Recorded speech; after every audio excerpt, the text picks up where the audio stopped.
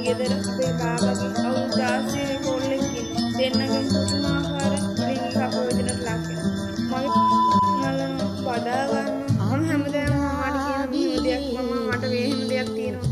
දාබර ස්වාමී එයා වැඩට යනකම් ඉඳලා මගෙන් ආයෙත් ප්‍රයෝජන ගන්න බෑ.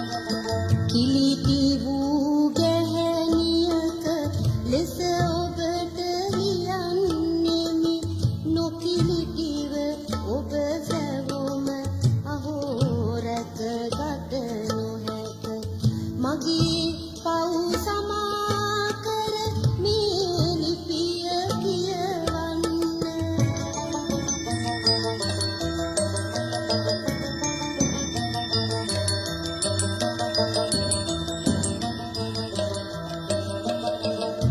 අරාබියේ මොලේ නැති කාලේ කන්නින් සමග වැතිර හිඳ වෛරයේ ගිනි ගොඩේ පැහෙන්නෙමි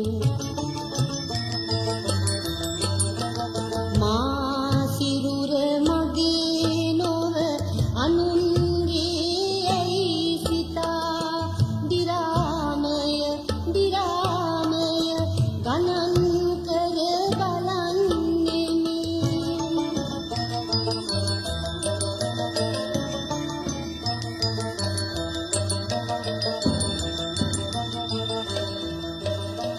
මේ අපාදුකට මා පත් කළේ මගේ රටයි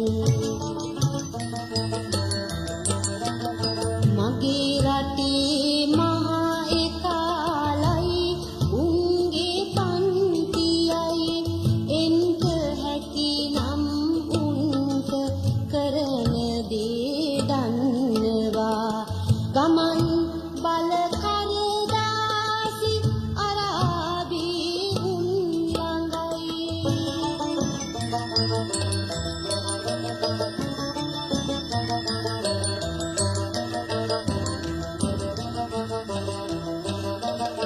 අනුන් හට අත නොකා දිවිගේ වූ ජාතියක් කානුවෝ